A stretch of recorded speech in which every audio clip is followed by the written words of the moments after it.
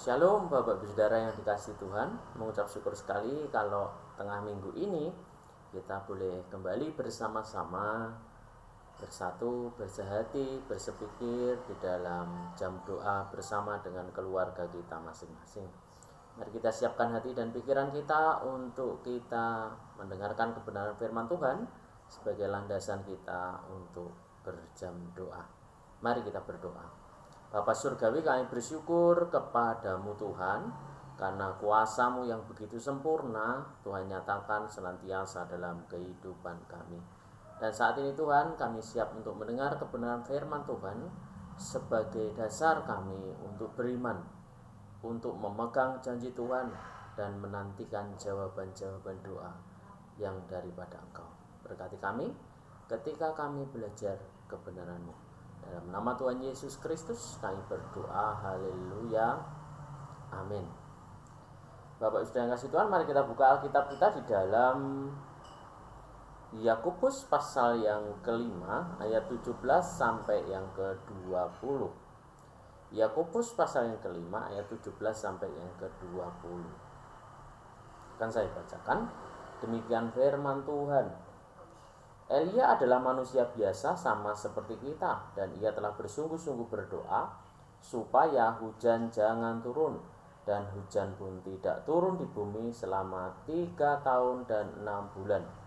Lalu ia berdoa pula dan langit menurunkan hujan dan bumi pun mengeluarkan buahnya. Saudara-saudaraku, jika ada di antara kamu yang menyimpang dari kebenaran, dan ada seorang yang membuat dia berbalik, ketahuilah bahwa barang siapa membuat orang berdosa berbalik dari jalannya yang sesat, ia akan menyelamatkan jiwa orang itu dari maut dan menutupi banyak dosa. Bapak Saudara Tuhan, mari kita memperhatikan bahwa doa yang mengubah keadaan itu sebetulnya kita memiliki kesempatan yang sama. Mari kita perhatikan kehidupan Elia. Dikatakan dengan jelas ayat 17 bahwa Elia adalah manusia biasa dan bukan manusia super atau punya keahlian yang luar biasa. Tidak. Dia manusia biasa sama seperti Bapak Ibu Saudara dan saya. Akan tetapi dia memiliki kualitas hidup yang berkenan kepada Allah. Inilah mengapa Elia memiliki kuasa atau otoritas Allah yang langsung ketika dia berdoa dengan sungguh-sungguh, apa yang dia doakan langsung terjadi. Mengapa demikian?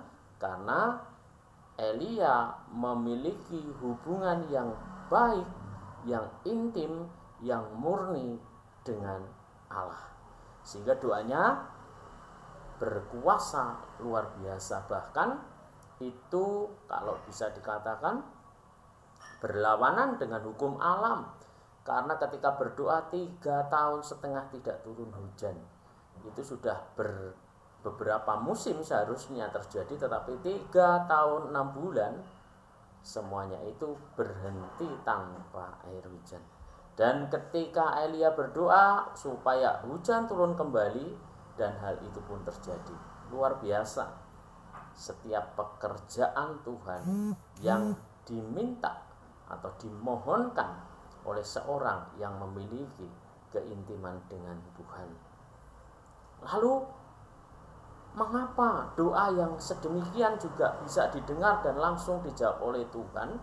Yang pertama tadi kualitas hidup di hadapan Tuhan. Yang kedua, bahwa doa itu memiliki tujuan untuk mengingatkan atau memuliakan kuasa Tuhan di hadapan banyak orang. Mengapa? Karena pada saat Elia berdoa pada saat itu, bahwa orang-orang Israel yang dipimpin oleh Raja Asa waktu itu, mereka mendukakan hati Tuhan dengan membuat patung-patung berhala dan menyakitkan hati Tuhan.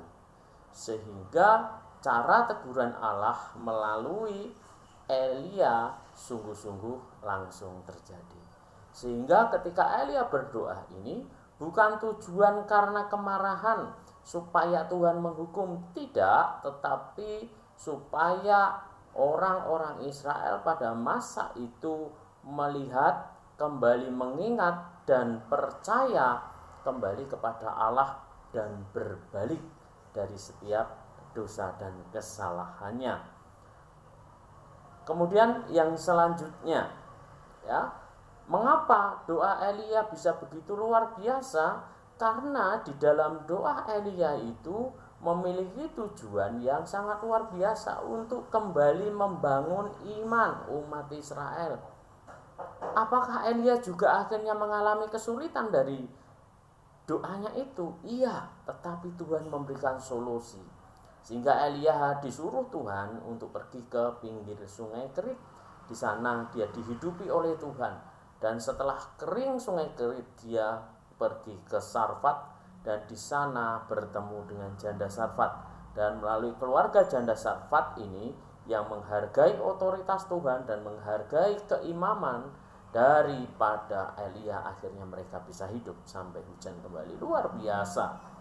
Setiap langkah, setiap keputusan, setiap doa pasti ada konsekuensi yang harus kita pikul sebagai orang-orang yang mungkin sedang berdoa atau meminta sesuatu. Ingat, ketika doa kita meminta sesuatu, mungkin dalam hati kita atau yang kita ucapkan supaya orang itu cepat kembali kepada Tuhan. Tapi pertanyaannya, apakah di dalam hati ada pikiran dendam, sakit hati, luka hati, dan lain sebagainya? Kalau hal itu masih tetap ada, berarti sebetulnya doa kita belum murni, belum sesuai dengan kehendak Tuhan. Maka pasti doa kita nggak akan dijawab. Karena ini berhubungan dengan orang lain, berhubungan dengan orang banyak, dan hal ini untuk membalikkan mereka dari setiap segala dosa. Nah, jadi ketiga hal inilah yang membuat doa dari Elia terkabul seketika itu juga. Ya, pertama karena apa? Kualitas kehidupannya di hadapan Tuhan. Yang kedua, menyatakan teguran daripada Allah karena memang manusia sudah berbuat dosa. Yang ketiga, yaitu dengan tujuan kembali membangun iman karena melihat kuasa Tuhan yang sedemikian rupa, sehingga membuat orang untuk mengingatkan kembali dan bisa berbalik dari setiap segala dosanya. Nah, inilah mari kita berdoa bukan untuk tujuan pribadi, tetapi untuk tujuan umat, bukan untuk tujuan pribadi, tetapi untuk tujuan orang banyak, bukan tujuan pribadi, tetapi untuk gereja, untuk umat Tuhan, untuk bangsa, untuk negara, dan semuanya itu kita kerjakan dengan sukacita.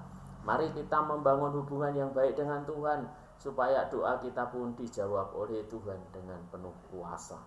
Selanjutnya, ayat yang ke-19 jelas, saudara-saudaraku, jika ada di antara kamu yang menyimpang dari kebenaran dan ada seorang yang membuat dia berbalik, ketahuilah bahwa barang siapa membuat orang berdosa berbalik dari jalannya yang sesat, ia menyelamatkan jiwa orang itu.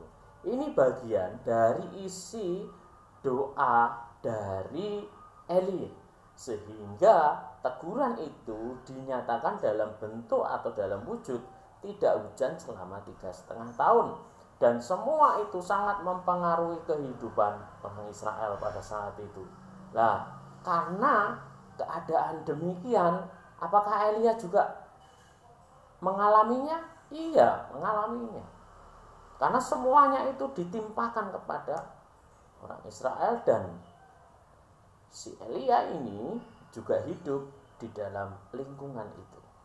Tapi kenyataannya pemeliharaan Tuhan tetap diberikan kepada sang penyambung lidah Allah, yaitu Elia, yang dengan berani menyatakan teguran Tuhan, dengan berani berbicara dengan kuasa Allah, sehingga teguran itu membuat orang berbalik dari dosanya. Ini yang dikehendaki Tuhan. Maka dari itu, Bapak Ibu Saudara dikasihi Tuhan, ketika kita berdoa, ketika kita meminta kepada Allah, ketika kita memohon kepada Allah, ketika kita bersyukur kepada Allah, perhatikan bagaimana cara kamu hidup di hadapan Tuhan, sehingga pertanggungjawabanmu di hadapan Tuhan itu akan mempengaruhi setiap jawaban doa daripada Allah. Dan setiap isi doamu tidak boleh karena rasa benci atau karena kita terluka dengan orang lain dan kita meminta hukuman supaya hukuman itu terjadi terhadap orang itu. Tidak demikian, tetapi supaya Tuhan mengampuni orang yang sudah berdosa atau orang-orang yang mungkin sudah menyakiti kita. Karena hukuman itu datangnya bukan atas permintaan kita, tetapi hukuman itu datangnya dari Allah sendiri. Makanya doa yang mengubah segala sesuatu. Dengan satu contoh kehidupan Elia dengan doanya yang luar biasa. Mari kita satukan hati dan pikiran kita untuk kita berdoa dan kita terus menaikkan syukur kita kepada Allah. Mari kita berdoa kepada Tuhan supaya kita sungguh-sungguh menjaga kualitas hidup kita untuk kita bisa meminta kepada Tuhan dan setiap doa kita pun dikabulkan dengan luar biasa. Mari kita berdoa. Bapa Surgawi, kami bersyukur atas segala kasih-Mu karena Engkau begitu baik, begitu luar biasa, begitu mencintai dan mengasihi kami, sehingga apapun yang kami perlukan Tuhan berikan. Dan saat ini ajari kami Tuhan seperti Elia yang memiliki doa yang berkuasa luar biasa. Ajari kami untuk kami bisa memiliki cara hidup yang berkenan di hadapan Tuhan. Dan ajari kami supaya kami berdoa bukan karena keegoisan atau keinginan kami sendiri, tetapi untuk kemuliaan Tuhan bagi setiap orang di sekitar kami. Ampunilah segala kesalahan dan dosa kami, dan kami bersyukur atas kebenaran firman Tuhan ini. Terima kasih Bapa. Hanya di dalam nama Tuhan Yesus Kristus kami berdoa. Haleluya. Amin. Puji Tuhan. Bapak Ibu Saudara ini kasih Tuhan. Mari kita bersatu hati untuk kita berdoa di hadapan Tuhan. Jangan lupa kita berdoa untuk kota kita, kota Semarang. Dan beberapa hari ini kita juga harus berdoa khususnya untuk Kecamatan Semarang Utara yang memang menjadi ranking 1 di dalam jumlah positif corona supaya terkendali dan tidak mempengaruhi jadwal ibadah kita setiap hari Minggu. Selamat berdoa. Tuhan Yesus memberkati kita semuanya.